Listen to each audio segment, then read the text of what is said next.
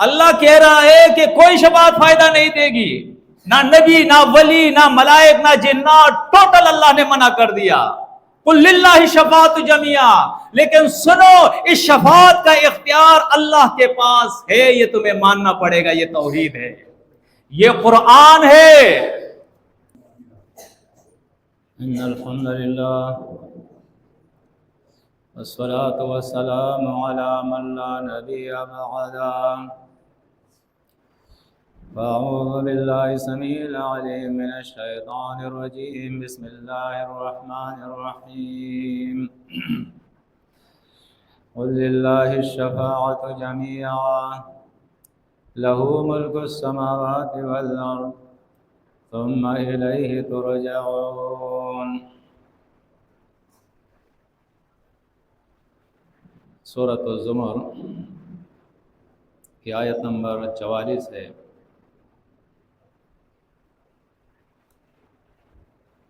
آج کا درس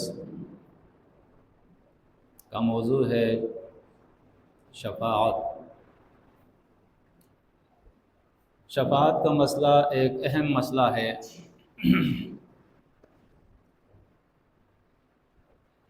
اس کی وجہ سے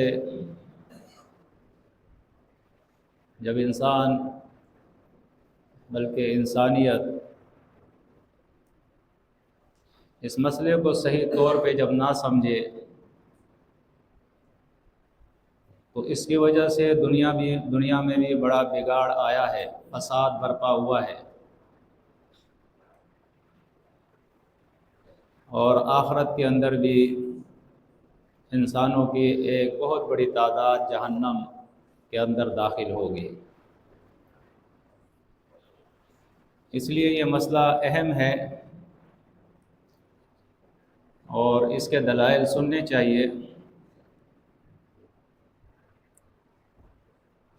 شفاعت جو ہے شین فا عین اس کا مادہ ہے۔ شف اور وط یہ ایک دوسرے کی ضد ہے۔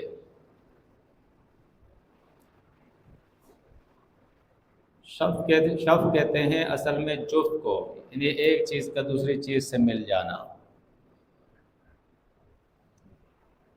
شفاعت کا بھی یہی معنی ہوتا ہے کہ کوئی شخص جہاں خود ہے کسی کی شفاعت کر کے، سفارش کر کے اس کو اپنے پاس لے آئے۔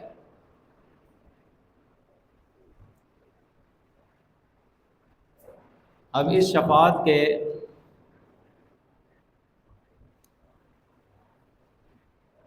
اس کو دو حصوں کے اندر تقسیم کر دیا گیا ہے۔ ایک شفاعت اذنی ہے اور ایک شفاعت قہری۔ شفاعت اذنیہ اور شفاعت قہریہ۔ شفاعت اذنی اس کو کہتے ہیں کہ جس کی اللہ کی طرف سے اجازت مل جائے، حکم ہو جائے، منظوری ہو جائے۔ اور شفاعت قہریہ عام طور پر اس کو کہتے ہیں کہ بغیر اللہ کی اجازت کے کوئی کسی کو اپنی مرضی سے جو ہے وہ اپنے پاس بلا لے یا اس عذاب سے اس کو بچا لے جس عذاب کے اندر وہ مبتلا ہے۔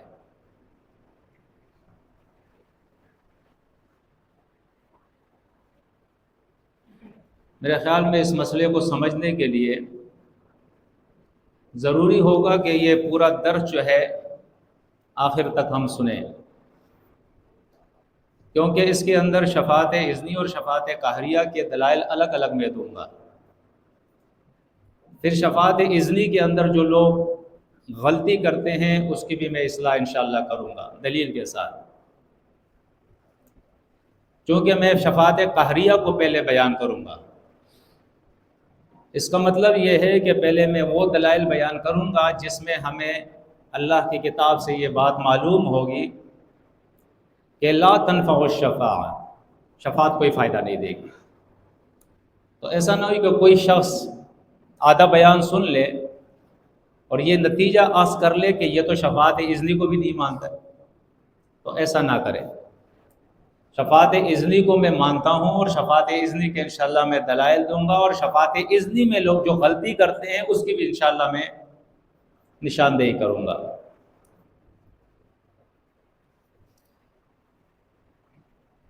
دیکھیں، شفاعت اذنی جو ہے اس کو ہم بعد میں دیکھیں گے، پہلے ہم شفاعت قہریہ کو دیکھتے ہیں۔ اور شفاعت قہریہ کے اندر دو قسم کے لوگ ہیں، اذنی میں بھی دو، ایک صحیح اور ایک غلط، اور قہریہ کے اندر دو قسم کے لوگ ہیں اور دونوں غلط ہے، اس کو بھی ہمیں سمجھنا ہے۔ شفاعت قہریہ کے اندر ایک قسم کے لوگ تو وہ ہیں کہ آپ نے سنا ہوگا کہ جو لوگ کہتے ہیں کہ بھائی ہمارا پیر، ہمارا مرشد، اس نے یہ فرما دیا ہے کہ قیامت کے دن اس وقت تک میں جنت میں خود نہیں جاؤں گا جب تک اپنے ایک ایک مرید کو جنت نہ لے جاؤں۔ یہ شفاعت قہریہ ہے، یعنی اس میں اذن، اجازت، اللہ کا حکم، اللہ کی رضا کچھ نہیں ہے، بس پیر صاحب اپنے پاور سے یہ کام کرے گا، مرشد صاحب اپنے پاور سے یہ کام کرے گا۔ تو یہ جو ابھی دلائل دے رہا ہوں قرآن مجید کے، تو اس سے یہ ثابت ہو جائے گا کہ یہ وہ عقیدہ ہے جو کفری عقیدہ ہے، قرآن کے خلاف ہے۔ دوسرا، شفاعت اذنی کے اقرار کرنے والے جو اپنے آپ کو کہتے ہیں ہم شفاعت قہریہ نہیں مانتے، شفاعت اذنیہ مانتے ہیں، لیکن وہ بھی اصل میں حقیقت میں شفاعت اذنی نہیں بلکہ شفاعت قہریہ ہی مانتے ہیں۔ جیسے ہمارے ہاں جتنے بھی فرقے ہیں اور شفاعت اذنی کے جو قائل ہیں، تو ان کا یہ عقیدہ ہے کہ قیامت کے دن جن لوگوں کی اولاد نابالغ مر جائے وہ ان کی شفاعت کریں گے، اپنے ماں باپ کی شفاعت کر کے جنت میں لے جائیں گے۔ یا کسی گھر میں قرآن کا حافظ ہو تو وہ اپنے خاندان والوں کو جنت میں لے جائے گا۔ اسی طرح نبی کریم صلی اللہ علیہ وسلم اپنی امت کی شفاعت کر کے قیامت کے دن جنت میں لے جائیں گے۔ تو بظاہر یہ لوگ کہتے ہیں کہ بھائی ہم یہ شفاعت اذنی ہی مانتے ہیں، یہ اللہ کی اجازت سے ہوگا، لیکن یہ شفاعت اذنی نہیں ہے، یہ بھی شفاعت قہریہ ہی ہے، اسی کی قسم ہے یہ۔ اس لیے کہ یہ تو آپ نے پہلے سے طے کر لیا کہ حافظ قرآن شفاعت کرے گا، جنت لے جائے گا اپنے گھر والوں کو، بچہ مر گیا نابالغ، وہ اپنے ماں باپ کو جنت میں لے جائے گا، پہلے سے آپ نے طے کر لیا۔ نبی کریم صلی اللہ علیہ وسلم وہ شفاعت کر کے اپنی امت کو جہنم سے نکال کے جنت لے جائیں گے، یہ تو آپ نے طے کر لیا، شفاعت قہریہ ہو گئی۔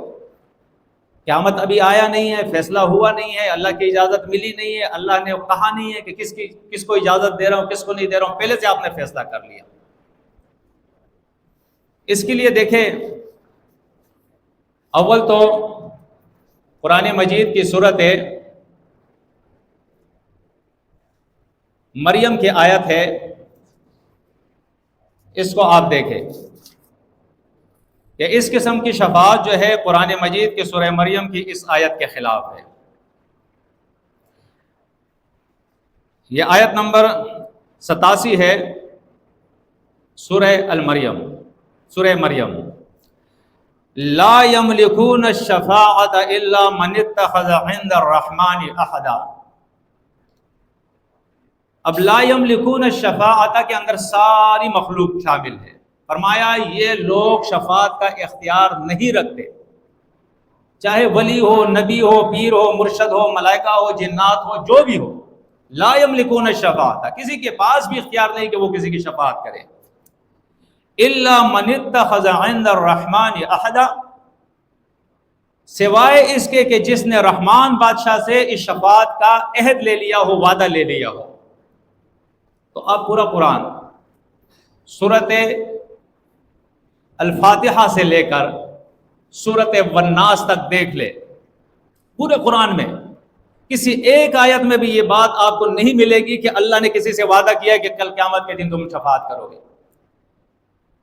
کسی کو اپنے مورد کو بچاؤ گے، کسی اپنے چاہنے والے کو بچاؤ گے، یا نبی اپنی امت کو بچائے گا۔ پورے قرآن میں اللہ نے کہیں بھی یہ وعدہ نہیں کیا ہے، یہ عہد کسی کو نہیں دیا ہے۔ تو معلوم ہوا کہ یہ جتنے بھی اقسام روایات کی وجہ سے بیان کیے جاتے ہیں یہ قرآن کے خلاف ہے۔ ایک دوسری بات میں آپ کو بتاؤں سمجھنے والی، کہ دیکھیں سب لوگ اس پر اتفاق کرتے ہیں جو شفاعت کو مانتے ہیں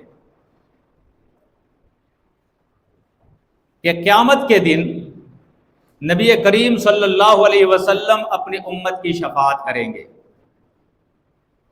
بلکہ بخاری کی حدیث پیش کرتے ہیں کہ نبی کریم صلی اللہ علیہ وسلم نے فرمایا کہ تمام انبیاء پر اللہ نے مجھے 5 چیزوں پہ فضیلت دی ہے، اور ان 5 چیزوں میں ایک یہ ہے کہ مجھے شفاعت عطا کی گئی ہے، دوسرے انبیاء کو نہیں، مجھے عطا کی گئی ہے۔ پھر تفصیلاً ان روایات کے اندر جو امام بخاری لایا ہے یہ ہے کہ جب قیامت برپا ہوگی، معاشر کا میدان لگے گا، تو تمام جتنے بھی مجرم ہیں، جہنمی ہے، وہ سب کے سب جائیں گے آدم علیہ السلام کے پاس، اور آدم علیہ السلام سے درخواست کریں گے کہ ہماری شفاعت فرما۔ آدم علیہ السلام جو ہے وہ معذرت کر لیں گے، الیاذ باللہ۔ روایات کے الفاظ تو یہ ہے کہ میں اس قابل ہی نہیں ہوں کہ شفاعت کر سکوں، اس لیے کہ مجھ سے خود گناہ ہو گیا ہے۔ ایسا کرو تم نوح علیہ السلام کے پاس جاؤ۔ لوگ نوح علیہ السلام کے پاس آئیں گے اور ان سے درخواست کریں گے، تو وہ بھی کہیں گے کہ میں اس قابل نہیں کہ میں شفاعت کر سکوں، میں نے تو خود اپنی زندگی میں اپنے بیٹے کے لیے ایک دعا کی تھی، سوال کیا تھا، اور اللہ نے یہ کہہ کر اسے رد کر دیا کہ ما لیس لک بہ علم، ایسا سوال تو نے کیا ہے جس کا تجھے علم نہیں ہے۔ تو مجھے تو اسی وقت اللہ نے ٹوک دیا تھا، لہٰذا میں نہیں کر سکتا ہوں۔ تم ایسا کرو ابراہیم علیہ السلام کے پاس جاؤ۔ لوگ ابراہیم علیہ السلام کے پاس آئیں گے، ابراہیم علیہ السلام سے کہیں گے کہ اے ابراہیم تو خلیل اللہ ہے، اللہ سے ہمارے لیے شفاعت فرما کر۔ ابراہیم علیہ السلام کہیں گے الیاذ باللہ کہ میں نے تو اپنی زندگی میں 3 جھوٹ بولے تھے، تو میں تو شفاعت نہیں کر سکتا ہوں۔ ایسا کرو تم موسیٰ علیہ السلام کے پاس جاؤ۔ لوگ موسیٰ علیہ السلام کے پاس آئیں گے، موسیٰ علیہ السلام کہیں گے کہ میں اس قابل نہیں کہ میں تمہاری شفاعت کر سکوں، اس لیے کہ مجھ پر تو ایک جرم تھا، مجھ سے ایک جرم ہو گیا، قتل ہو گیا ہے، لہٰذا میں شفاعت نہیں کر سکتا ہوں۔ تم ایسا کرو عیسیٰ علیہ السلام کے پاس جاؤ۔ عیسیٰ علیہ السلام کے پاس لوگ آئیں گے، اس سے کہیں گے کہ ہماری شفاعت کرو، لیکن روایت میں ہے کہ عیسیٰ علیہ السلام کے پاس جب آئیں گے تو عیسیٰ علیہ السلام فقط ایک نبی آخر میں ایسے ہوں گے جو اپنے گناہ کا ذکر نہیں کرے گا کہ مجھ سے کوئی گناہ ہو گیا ہے، بس اتنا کہہ دے گا کہ میں شفاعت نہیں کر سکتا ہوں، لہٰذا تم محمد صلی اللہ علیہ وسلم کے پاس جاؤ۔ اور اس کے بعد سارے لوگ محمد صلی اللہ علیہ وسلم کے پاس آ جائیں گے اور کہیں گے کہ اے اللہ کے نبی ہماری شفاعت فرما۔ تو نبی کریم صلی اللہ علیہ وسلم فرماتے ہیں کہ میں سجدے میں گر جاؤں گا اور اللہ کی وہ تعریفیں کروں گا جو اللہ مجھے سکھا دے گا، اس وقت میرے بھی علم میں نہیں ہے وہ، اور لمبا سجدہ کروں گا، اور اس کے بعد جو ہے مجھ سے کہا جائے گا کہ فرفع راسک یا محمد سل تؤتا، آپ اپنا سر اٹھائے اور مانگے تمہیں دیا جائے گا، اور اس کے بعد میں شفاعت کی درخواست کروں گا۔ تو اللہ رب العزت فرمائے گا کہ تیری دعا قبول ہو گئی، جا جہنم سے نکال لے، جہنم ہو۔ اور اس کے بعد میں جاؤں گا ایک حد تک لمیٹڈ، کچھ لوگوں کو جہنم سے نکالوں گا، اور اس روایت کے اندر ہے کہ یہی عمل اللہ کا نبی دہرائے گا 3 یا 4 مرتبہ۔ روایت کے الفاظ ہے 3 یا 4 مرتبہ سجدے میں گریں گے، اور ہر مرتبہ دعا قبول ہوگی اور وہ جائیں گے اور اپنے امتیوں کو جہنم سے نکالیں گے. اور اس روایت کے اندر ہے حتی ما یبقى فی النار الا ما حبسہ القرآن اے وجب علیہ الخلود. اللہ کے نبی صلی اللہ علیہ وسلم سب جتنے بھی جہنمی امت کے ہیں سب کو نکال لیں گے. ما یبقى فی النار، جہنم میں اب کوئی بچے گا نہیں. الا ما حبسہ القرآن، سوائے اس کے جس کو قرآن روک لے گا. اور روایت میں آتا ہے اے وجب علیہ الخلود، یعنی جس کے بارے میں قرآن نے یہ کہہ دیا خالدین فیہا، بس وہی لوگ جہنم میں رک جائیں گے، اس کے علاوہ کوئی پھر جہنم میں نہیں ہوگا. اس سے ایک نتیجہ نکلتا ہے، غور فرمائے اس پہ، کہ اللہ کے نبی نے فرمایا، روایت کو میں مانتا نہیں ہوں، غلط روایت ہے، ایسا نہیں ہوں کہ آپ کہے کہ یہ بھی مانتا ہے، قرآن کے خلاف ہے یہ، لیکن اس روایت سے جو نتیجہ نکلا وہ کیا ہے، اس پہ غور کریں کہ دوسرے لوگ تو آپ چھوڑے، انبیاء بھی شفاعت نہیں کریں گے، فقط ایک اللہ کے نبی شفاعت کریں گے. اور اللہ کے نبی جب شفاعت کریں گے تو جہنم میں جتنے بھی ہیں سب کو وہ نکال لیں گے. الا ما حبسہ القرآن اے وجب علیہ الخلود، سوائے ان لوگوں کے جہنم میں جو رہ جائیں گے وہ لوگ جن کو قرآن روک لے گا، یعنی اللہ نے ان پر واجب کر دیا ہوگا ہمیشہ جہنم میں رہنا، اب اس کو تو کوئی نکال ہی نہیں سکتا ہے، اب تو وہ ہمیشہ جہنم میں رہیں گے. اچھا، اس روایت سے جو امام بخاری نے ایک نہیں، دو نہیں، تین نہیں، چار نہیں، کئی مرتبہ اس روایت کو لایا ہے، اس روایت سے یہ ثابت ہوا کہ نبی کریم صلی اللہ علیہ وسلم شفاعت کر کے سب کو نکال لیں گے، کوئی رہے گا ہی نہیں. اب نبی کے بعد، محمد صلی اللہ علیہ وسلم کے بعد کسی اور نبی کی شفاعت رہی باقی؟ بتاؤ، نہیں رہی نا، کیونکہ جہنم میں تو کوئی ہے نہیں نکالنے والا، وہ تو جتنے تھے وہ نکل گئے. حافظ قرآن کی شفاعت باقی رہی؟ بتاؤ، کیا پیٹرول لگتا ہے تمہارا؟ کیا بتاؤ نا، شفاعت رہی؟ اچھا، بچہ نابالغ مر گیا، اپنے ماں باپ کی شفاعت کرے گا، یہ شفاعت باقی رہی؟ نہیں رہی نا. مومن کے لیے کوئی شفاعت رہی؟ تو ساری شفاعتیں ختم ہو گئی، یعنی شفاعت ایک ہی رہ گئی نا کہ محمد صلی اللہ علیہ وسلم شفاعت کریں گے. اب دیکھیں محمد صلی اللہ علیہ وسلم جو شفاعت کریں گے، اب قرآن کیا کہتا ہے. یہی سورۃ زمر ہے، سورہ زمر کی آیت نمبر 19 آپ دیکھیں، اللہ بیان فرماتا ہے افمن حق علیہ کلمۃ العذاب افانت تنقذ من فی النار. یاد رکھیں سورہ زمر آیت نمبر 19. اللہ اپنے نبی سے فرماتا ہے افمن حق علیہ کلمۃ العذاب افانت تنقذ من فی النار، جس پر میں اللہ فیصلہ کر لوں عذاب کا، جہنم میں اس کو داخل کر دوں، اے محمد آپ بھی اس کو جہنم سے نہیں نکال سکتے ہیں. اور امام بخاری پھر حدیث لایا ہے، تو کہتے ہیں آپ حدیثوں کو نہیں مانتے، ہم ایسے حدیثوں کو مانتے ہیں جو قرآن کی تشریح کرے، قرآن کا انکار نہ کرے، قرآن کی تشریح کرے. امام بخاری حدیث لایا ہے کہ اپنے خاندان کے ایک ایک فرد کو، اپنے رشتہ داروں کو بلا کر سمجھا دیا، اور اس کے بعد اپنی بیٹی فاطمہ کو کہا کہ اے میری بیٹی فاطمہ سلیلی ما شئت من مالی، دنیا میں جو کچھ تمہیں چاہیے میرے مال میں سے تو مانگ لے، میں دے دوں گا تجھے، لیکن یہ سن لے لا اغنی عنک من اللہ شیئا، اگر تو اس امید پہ ہے کہ میں قیامت کے دن تجھے بچا لوں گا تو اس کے لیے تجھے خود تیاری کرنی ہوگی، میں نہیں بچا سکتا ہوں، اس کے لیے تجھے خود تیاری کرنی ہوگی. اپنے آپ کو دنیا کے اندر ایسا کر، ایسا عمل کر کہ دنیا کے اس عمل کی وجہ سے اللہ کی مہربانی ہو تو خود جہنم سے بچ جائے، جہنم سے اپنے آپ کو خود بچا لے. اپنی بیٹی سے کہہ رہا ہے.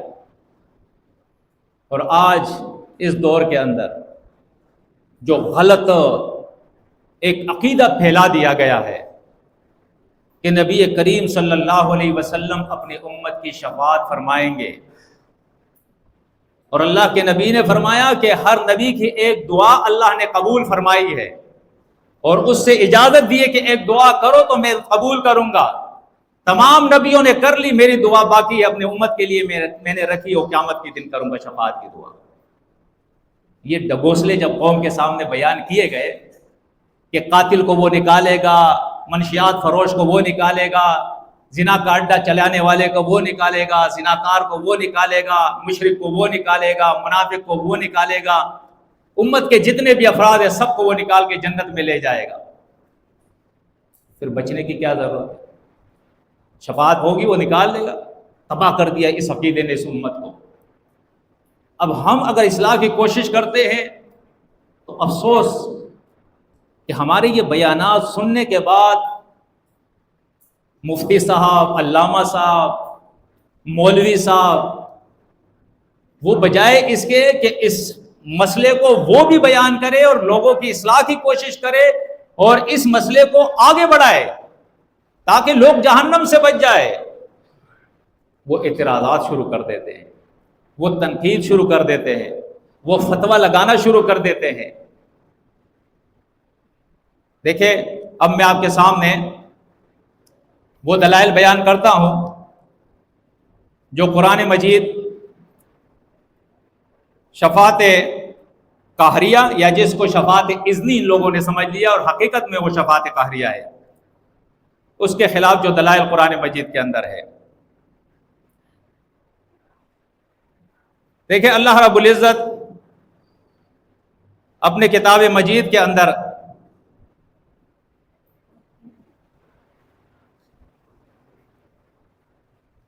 مختلف صورتوں کے اندر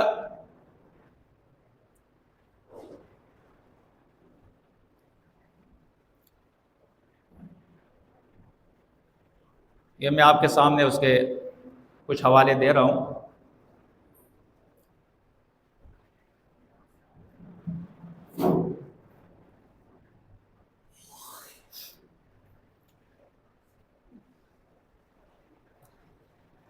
جیسے یہ سورہ البقرہ آیت نمبر 48 اور یہی سورہ البقرہ آیت نمبر 123، دو جگہ یہ آیت ہے تھوڑی سی چینجنگ کے ساتھ۔ وَاتَّقُوا يَوْمًا لَا تَجْزِي نَفْسٌ عَن نَفْسٍ شَيْئًا وَلَا يُقْبَلُ مِنْهَا شَفَاعَةٌ وَلَا يُؤْخَذُ مِنْهَا عَدْلٌ وَلَا هُمْ يُنصَرُونَ۔ فرمایا اس دن کے عذاب سے بچنے کے لیے تیاری کر لو، جس دن نہ کوئی شخص کسی شخص کے کام آئے گا کہ جی مجھے اس کے بدلے میں جہنم میں ڈال دو، اس کو بچا لو، ایسا بھی نہیں ہوگا۔ اس دن کوئی شفاعت کسی کو فائدہ نہیں دی، کوئی شفاعت کسی کو فائدہ نہیں دے گی اس دن۔ دیکھیے فرمایا وَلَا يُؤْخَذُ مِنْهَا عَدْلٌ، نہ اس سے کسی قسم کا جرمانہ قبول ہوگا کہ بھائی آپ نے جرم کیا، اتنا جرمانہ بھرو اور بس تم نہیں۔ وَلَا هُمْ يُنصَرُونَ، اور نہ کوئی طاقت کے بل پہ کسی کو چھڑا کے وہاں سے نکال سکے گا۔ یہ چار باتیں ان دو آیات کے اندر اللہ رب العزت نے بتائی ہے۔ اس کے بعد اللہ رب العزت سورۃ البقرہ آیت نمبر 253 کے اندر فرماتا ہے اختصار کے ساتھ،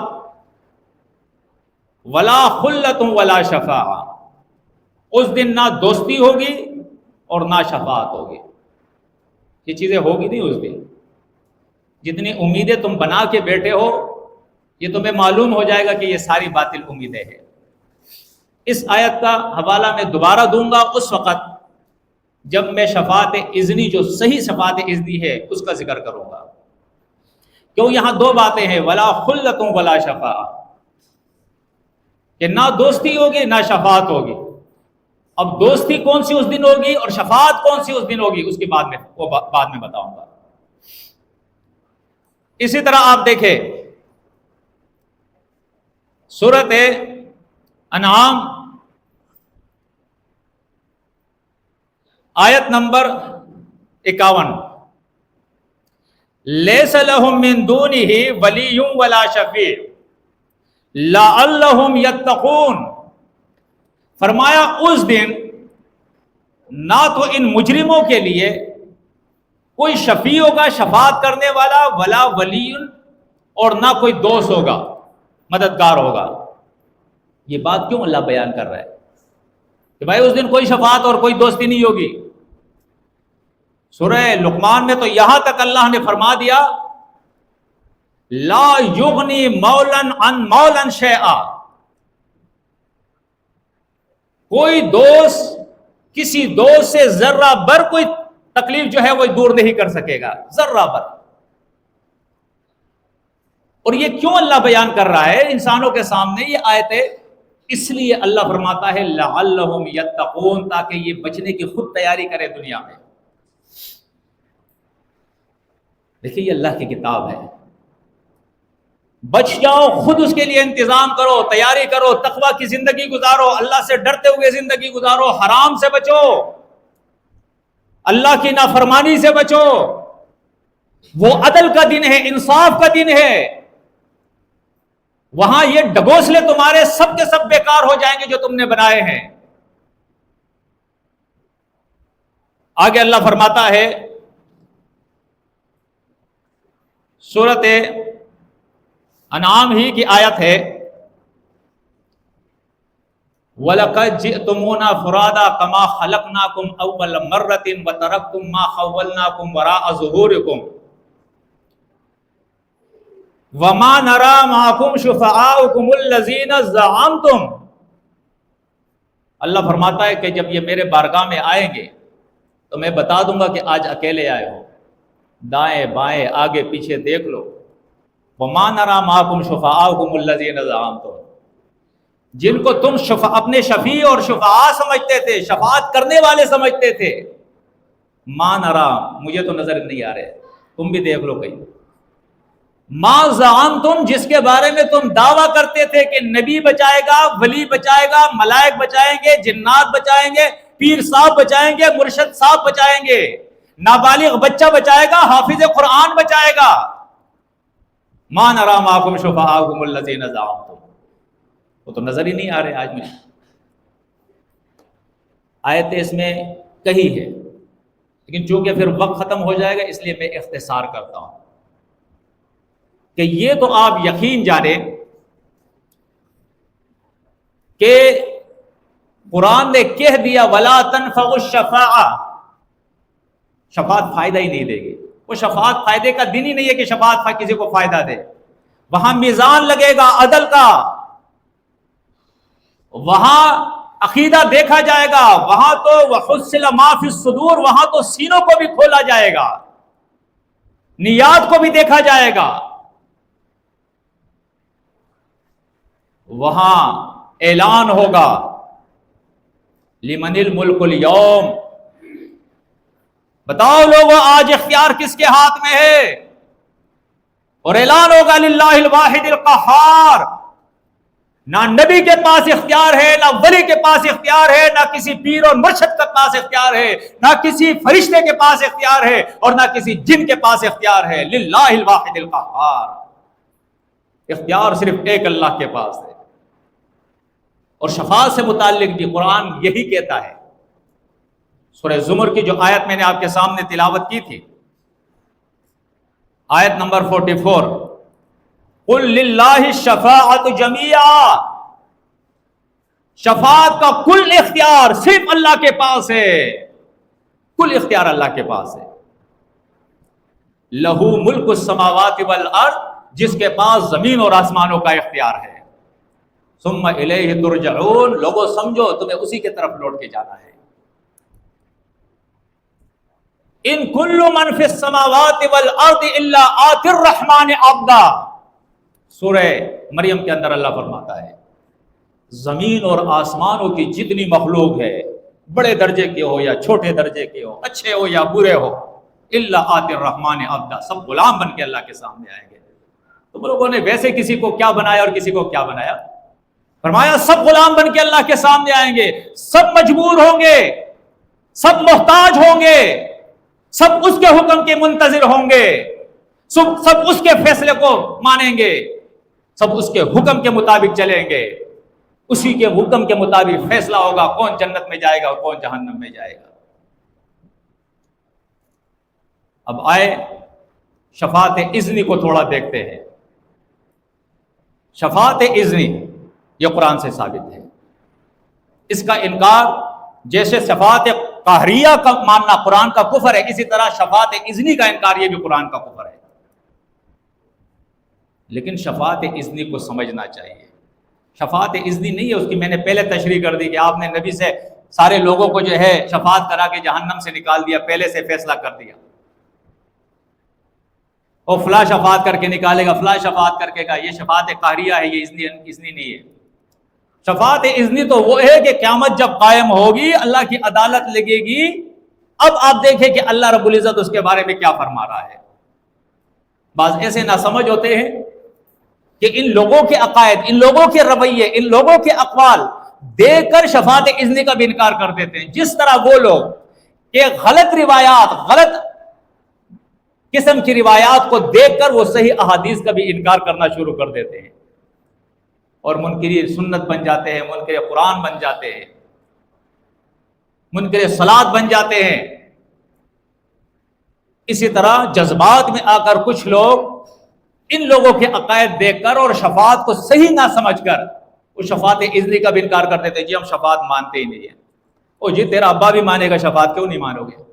جب رب کہتا ہے تو کیوں نہیں مانو گے؟ نہیں مانیں گے تو اللہ کے سامنے جانا ہے، اللہ منوا دے گا تیرے اوپر۔ پھر شفاعت اذنی یہ توحید ہے، شفاعت قہریہ یہ شرک ہے، دونوں میں فرق کرو۔ شفاعت قہریہ کے مطلب ہے کہ عوام کے پاس، مخلوق کے پاس آپ نے طاقت مانی ہے کہ وہ بچا سکے گا، یا آپ نے پہلے سے یہ طے کر لیا کہ فلاں اور فلاں بچائے گا۔ اور شفاعت اذنی کا یہ مطلب ہے کہ آپ اپنے عقیدے کو صحیح کرے، آپ اپنے عمل کو صحیح کرے، کوشش کرے، اس کے بعد اللہ کی بارگاہ میں جائے، پھر اس کی مرضی ہے وہ شفاعت کی اجازت دے یا نہ دے۔ جی پھر اس کی مرضی ہے، مرضی آئے تو دے اجازت، مرضی نہ آئے تو نہ دے اجازت۔ کسی کا کوئی اس کے اوپر بس نہیں چلتا، زور نہیں چلتا ہے کہ جی آپ تو شفاعت کی اجازت دو گے۔ بعض ایسے نہ سمجھ ہوتے ہیں نہیں قیامت کے دن شفاعت ضرور ہوگی۔ بھائی قرآن کی کون سی آیت ہے کہ شفاعت ضرور ہوگی؟ تو اللہ کی مرضی ہے، وہ شفاعت کی اجازت دے گا ہو جائے گی، شفاعت کی اجازت نہیں دے گا تو نہیں ہوگی۔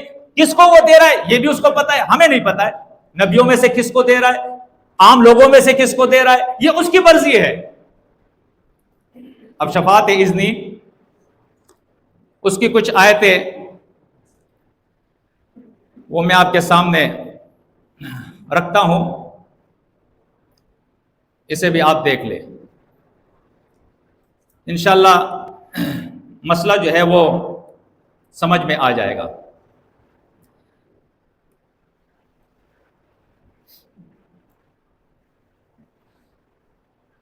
دیکھیں یہ کوشش کرتا ہوں، ویسے حوالے چونکہ زیادہ ہے، میں اختصار کے لیے کچھ آیتیں اس میں سے نکال رہا ہوں۔ سورۃ طٰہٰ آیت نمبر 109، فرمایا یومئذ لا تنفع الشفاعۃ،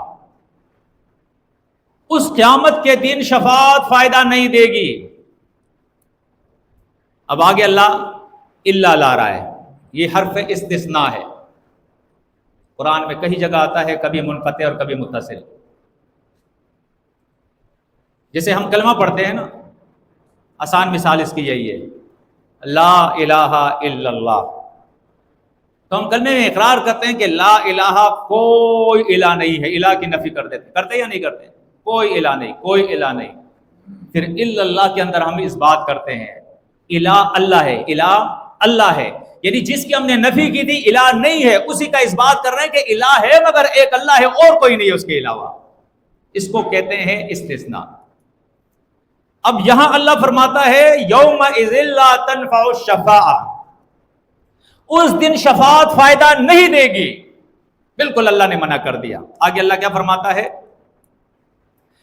الا من اذن له الرحمن ورضی له قولا، الا مگر من اذن له الرحمن، شفاعت اس شخص کا فائدہ دے گی جس کو اللہ نے اجازت دی ہو، اللہ نے حکم دیا ہو، ورضی له قولا، اور اس کی بات کو اللہ نے پسند کر لیا ہو۔ بولو بولو اجازت ہے تمہیں. اب یہ مانیں گے یا نہیں مانیں گے؟ اب کوئی کہے کہ میں یہ بھی نہ مانوں، اس کا مطلب ہے کہ وہ اللہ کے پاور کو بھی نہیں مانتا ہے. اللہ کہہ رہا ہے کہ کوئی شفاعت فائدہ نہیں دے گی، نہ نبی، نہ ولی، نہ ملائک، نہ جنات، ٹوٹل اللہ نے منع کر دیا.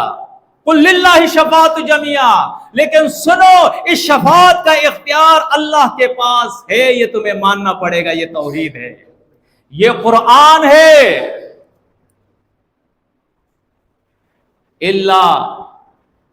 اللہ فرماتا ہے سوائے من اس شخص کے اذن لہ الرحمن، جس کو اللہ حکم دے، اللہ اجازت دے، ورضی لہ قولا، اور اس کی بات کو اللہ پسند کر دے. سمجھ میں تو آ رہی ہے نا آیت؟ دوسری آیت دیکھیں، اس کے اندر بھی آپ دیکھیں ولا یشفعون الا لمن ارتضی، فرمایا یہ لوگ شفاعت نہیں کریں گے مگر شفاعت وہ شخص کرے گا جس کی شفاعت کو اللہ پسند کرے، اس سے وہ خوش ہو. آگے دیکھیں سورۃ سبا، سورۃ سبا کی آیت نمبر 23 ہے. یہ پہلے جو میں نے بیان کی تھی وہ سورہ انبیاء تھی، آیت نمبر 28. سورۃ سبا کی آیت نمبر 23، وَلَا تَنْفَعُ الشَّفَاعَةُ عِنْدَهُ إِلَّا لِمَنْ أَذِنَ لَهُ، فرمایا اس کے بارگاہ میں کسی کی شفاعت کوئی فائدہ نہیں دے گی سوائے اس کے جس کو اللہ نے اجازت دی ہو. آگے دیکھیں انشاءاللہ آہستہ آہستہ جو آیتیں آئے گی مزید جو ہے وہ مسئلے کو واضح کرتے جائے گی. سورۃ النجم دیکھیں، آیت نمبر 26 دیکھیں، وَكَمْ مِن مَلَكٍ فِي السَّمَاوَاتِ لَا تُغْنِي شَفَاعَتُهُمْ شَيْئًا إِلَّا مِن بَعْدِ أَن يَأْذَنَ اللَّهُ لِمَن يَشَاءُ وَيَرْضَىٰ. فرمایا آسمان میں کتنے ملائک ہیں لیکن ان کی شفاعت بھی کسی کو کچھ فائدہ نہیں دے گی، ان کی شفاعت بھی اگر وہ کرنا چاہے. قرآن مجید آپ دیکھیں، آج کی یہ دنیا تو سمجھنا ہی نہیں چاہتی ہے، ورنہ سورہ توبہ کے اندر آپ دیکھیں تو منافقین کے باب میں آج تو ان لوگوں کے اتنے ہوش اڑے ہوئے ہیں کہ بخاری کی حدیث سامنے لا کر، روایت ہم کہیں گے، روایت سامنے لا کر ہمیں بتایا جا رہا ہے کہ جی اللہ کے نبی صلی اللہ علیہ وسلم تو اپنے چاچا ابو طالب کے بھی جو ہے شفاعت کریں گے جبکہ وہ مشرک دنیا سے گیا ہے. اور اللہ کے نبی نے فرمایا الیاذ باللہ، کیونکہ قرآن کے خلاف اللہ کا نبی باتیں نہیں کرتا ہے، کہ میں یہ امید رکھتا ہوں کہ میری شفاعت سے اس کو کچھ فائدہ ہوگا، اور فائدہ یہ ہوگا کہ باقی وہ جہنم سے بچا رہے گا، صرف اس کے پاؤں کے نیچے جو ہے 2 تسموں کے برابر آگ جل رہی ہوگی، جس سے اس کی کھوپڑی بھی جو ہے اس میں ہانڈی کی طرح جو ہے نا دماغ اس کا ابل رہا ہوگا، اور ہفتے میں 1 دن اس کو سہولت ہوگی. اعلان ان لوگوں کے عقل پہ، ان کے علم پہ، قرآن کیا کہہ رہا ہے، یہ کیا کر رہے ہیں، کیا کہہ رہے ہیں. بہرحال اللہ فرماتا ہے ملک کتنے ہیں، آسمان میں ملائک کتنے ہیں، ان کی شفاعت بھی کسی کو کوئی فائدہ نہیں دے گی، شیئا ذرا بر، الا من بعد ان یاذن اللہ، مگر اس کے بعد کہ اللہ ان کو اجازت دے، حکم دے. اور آگے الفاظ کیا ہے، لمن یشاء ویرضیٰ، اجازت بھی اللہ لمن اس شخص کے لیے، یشاء جو اللہ چاہے گا، جس کے لیے اللہ چاہے گا، ویرضیٰ اور جس سے اللہ راضی ہوگا. یہ نہیں کہ آج آپ کسی کو راضی کریں گے تو کل وہ آپ کو راضی کر دے گا، نہیں، اللہ کو راضی کرو تو اللہ راضی ہوگا. جب اللہ راضی ہوگا تو انشاءاللہ پہلے تو شفاعت کی ضرورت نہیں پڑے گی، اور اگر پڑے گی تو انشاءاللہ اللہ اجازت بھی دے دے گا.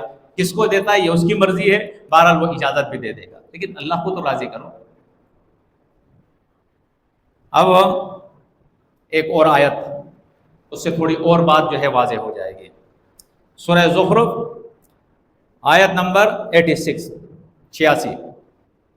وَلَا يَمْلِكُ الَّذِينَ يَدْعُونَ مِن دُونِهِ الشَّفَاعَةَ فرمایا جن کو یہ لوگ پکار رہے ہیں، جن سے یہ لوگ امیدیں رکھ رہے ہیں کہ وہ ہمیں بچائیں گے، ہماری شفاعت کریں گے، فرمایا ان کے پاس کوئی اختیار نہیں شفاعت کا کہ وہ شفاعت کر سکے، ان کو بچا سکے۔ آگے اللہ کیا فرماتا ہے؟ الا من شہد بالحق وهم یعلمون، ہاں جو حق کی گواہی دے گا اور جس کے لیے وہ گواہی دے رہا ہے اس کو جانتا بھی ہوگا، جس کو وہ جانتا بھی ہوگا۔ اب اس دور کے اندر ایک شخص ہے، وہ محمد صلی اللہ علیہ وسلم کا امتی ہے، محمد صلی اللہ علیہ وسلم اس کو جانتا ہے، اس کے حالات کو جانتا ہے، تو گواہی کیوں دے گا؟ تو بچائے گا کیوں؟ تو شفاعت کیوں کرے گا؟ اول تو کر نہیں سکتا ہے ان کے عقیدے کے مطابق، اگر وہ کرے گا بھی تو قرآن کہتا ہے الا من شہد بالحق وهم یعلمون، گواہی شفاعت تو اس کی قبول ہوگی جو گواہی دے گا، گواہی اور گواہی حق کے ساتھ دے گا، اور جس کے لیے دے رہا ہے وہ جانتا ہوگا، اس کے پاس دلیل ہوگی کہ بھائی ہمارے ساتھ تھا، صلاۃ ادا کرتا تھا، دعوت اللہ میں جاتا تھا، جہاد میں جاتا تھا، ساری چیزیں مانتا تھا، میں گواہی دے رہا ہوں۔ بھائی وہ گواہی کا دن ہوگا، یہ زمین گواہی دے گی، یہ آپ کا جسم گواہی دے گا، آپ کے نامہ اعمال گواہی دیں گے۔ فَكَيْفَ إِذَا جِئْنَا مِنْ كُلِّ أُمَّةٍ بِشَهِيدٍ وَجِئْنَا بِكَ عَلَى هَؤُلَاءِ شَهِيدًا، اور فرمایا اے محمد صلی اللہ علیہ وسلم، سورہ نساء آیت نمبر 41، وہ دن قیامت کا کیسا ہوگا اور ان لوگوں کا حال کیسا ہوگا جب ہم ہر امت میں سے ایک گواہ پیش کریں گے، اور ان لوگوں پر اے محمد صلی اللہ علیہ وسلم، آپ کے اس موجودہ لوگوں پر جو آپ کے دور کے لوگ ہیں، فرمایا آپ کو ہم گواہ پیش کریں گے۔ اس لیے ہا اولائی، دیکھیں آ اولائی کے الفاظ اللہ لایا ہے، وہ تو گواہی کے دن ہوں گے۔ تو معلوم ہوا کہ شفاعت کوئی فائدہ کسی کو نہیں دے گی۔ شفاعت کا اس وقت شفاعت کی جب اجازت ملے گی اور اللہ اس سے راضی ہوگا، اللہ چاہے گا، اور جس کو وہ اجازت دے گا تو اس کے لیے بھی اللہ نے پابند کر دیا ہے الا من شہد بالحق، وہ گواہی دے گا تو حق کی گواہی دے گا۔ یہ نہیں ہے کہ وہ قاتل کو نکالے باہر لے جائے جنت میں، اور زانی کو لے جائے جنت میں، باہر جنت میں لے جائے جہنم سے نکال لے، اور سودخور کو جہنم سے نکال کے جو ہے جنت میں لے جائے۔ یہ گپ شپ وہاں نہیں چلے گا، یہ بدماشی اور غنڈہ گردی وہاں نہیں چلے گی کہ تمہارا پیر اور تمہارا مرشد کسی کو زبردستی نکال کے لے جائے گا۔ وہاں سارا اختیار کس کے پاس ہوگا؟ میرے اللہ کے پاس ہوگا۔ تو شفاعت کا مسئلہ اتنا مشکل نہیں ہے، لیکن لوگوں نے مشکل بنا دیا ہے۔ اس کی وجہ کیا ہے؟ اس کی وجہ یہ ہے کہ لوگ قرآن میں غور نہیں کرتے، یا تو روایات کی طرف چلے جاتے ہیں، یا جو امت کے اندر عقیدے موجود ہے اس کے پیچھے چلے جاتے ہیں۔ قرآن اس معاملے میں نہیں دیکھتے ہیں کہ قرآن کیا کہہ رہا ہے۔ اگر قرآن دیکھ لے تو سارے مسئلے حل ہو جائیں گے۔ آخر میں آپ کو بطور خلاصہ یہ بتا دوں کہ دیکھو، قیامت کے دن یہ عقیدہ رکھنا کہ میں شفاعت سے بچ جاؤں گا، یہ پرلے درجے کی بے وقوفی ہے۔ وہاں کوئی شفاعت سے نہیں بچے گا۔ اللہ کے نبی صلی اللہ علیہ وسلم نے تو یہاں تک فرمایا ہے کہ جنت میں جو بھی جائے گا وہ اللہ کے رحم سے جائے گا۔ صحابہ نے پوچھا اے اللہ کے نبی، آپ فرمایا ہاں میں بھی اللہ کے رحم سے جنت میں جاؤں گا۔ آپ کا عقیدہ صحیح ہو، آپ کا عمل صحیح ہو، بس اللہ کے رحم کی ضرورت ہے اور جنت میں آپ چلے جائیں گے۔ لیکن اگر آپ کے عقیدے میں شرک ہوا، یا قرآن جیسے بتا رہا ہے ان اللہ لا یغفر ان یشرک بہ ویغفر ما دون ذلک لمن یشاء، اللہ شرک کو نہیں معاف کرتا، شرک سے کم گناہ ہوگا تو وہ معاف کر دے گا۔ شرک سے کم، شرک کے سوا نہیں، شرک سے کم، معنی صحیح کیا کرو، شرک سے کم گناہ ہوگا۔ ہماری دعوت اللہ میں بھی ساتھی تقریر کرتے ہیں تو کہتے ہیں جی اللہ فرماتا ہے ہم شرک کو نہیں معاف کرتے، اس کے علاوہ جو گناہ چاہیں گے ہم معاف کر دیں گے۔ خوب لوگوں کو اور آپ جو بڑا گناہوں میں گناہ کرتے رہو، بس شرک نہ کرتے رہو۔ اور شرک کی سمجھ دو لوگوں کو، شرک کیا ہے، معنی صحیح کرو۔ اللہ شرک کو معاف نہیں کرتا، شرک سے کم درجے کا گناہ ہوگا تو وہ اللہ معاف کر دے گا۔ شرک سے کم درجے کا گناہ کیا ہے؟ شرک سے کم درجے کا گناہ یہ ہے کہ آپ سے بھول ہو گئی ہے، آپ سے خطا ہو گئی ہے، آپ سے گناہ ہو گیا، لیکن آپ نے فوراً توبہ کر لی، استغفار کر لیا، اپنے آپ کو جو ہے پاک کر لیا گناہ سے، یہ شرک سے کم درجے کے گناہ ہے۔ لیکن اگر آپ شرک کے علاوہ جو ظاہری شرک ہے، شرک فعلیہ جس کو کہتے ہیں، شرک فعلیہ، اگر شرک فعلیہ کے اندر بھی آپ مبتلا ہیں، مثال کے طور پہ آپ سود کر رہے ہیں، سود کر رہے ہیں۔ قرآن کی بات آپ کے سامنے آ گئی، سود حرام ہے، اور پھر بھی آپ بنی اسرائیل کی طرح ہیلے کر رہے ہیں، کسی طریقے سے اس کے لیے اپنے لیے اس کو جائز کر رہے ہیں، اور اسی حال میں آپ پر موت آ گئی تو سورہ بقرہ دیکھ لے، اللہ فرماتا ہے خالدین فیہا، ہمیشہ پھر آپ جہنم کی آگ میں رہیں گے۔ اسی طرح سورہ نساء دیکھے، قتل مومن عمدن، کسی مومن کو قتل کر دیا عمدن، اس کی جزا اللہ فرماتا ہے ہمیشہ جہنم ہے، ہمیشہ اس میں رہے گا۔ اب یہ شرک تو نہیں، یہ تو اعمال ہے، گناہ کبیرہ ہے، لیکن ان گناہوں کی وجہ سے اگر اس نے توبہ نہیں کی اور اس حال میں اس کو موت آ گئی تو یہ شرک کے زمرے میں آ جائے گا۔ کیوں؟ افرأیت الذی من اتخذ الہہ ہوا، کیا اس شخص کو آپ نے دیکھا ہے جس نے خواہش نفس کو الہ بنایا ہے؟ ولا یشرک فی حکمہ احدا، سورۃ الکہف، وہ سورہ جاثیہ کی آیت تھی۔ اللہ فرماتا ہے میں اپنے حکم میں، فیصلے میں کسی کو شریک نہیں کرتا۔ اب اللہ کا حکم ہے کہ سود نہ کرو، ربا نہ کرو، اور کوئی شخص ربا کر رہا ہے تو اس کا مطلب ہے وہ حکم نہیں مار رہا ہے نا، اللہ کے حکم میں اپنے نفس کو شریک کر رہا ہے۔ تو اگر وہ زندگی میں توبہ کر لی، اس نے معافی مانگ لی، استغفار کر لیا، اور اس گناہ سے باز آ گیا، موت آئی اس حال میں کہ وہ گناہ اس کے اندر نہیں تھا، تو اللہ معاف کر دے گا، معاف کرنے والا ہے۔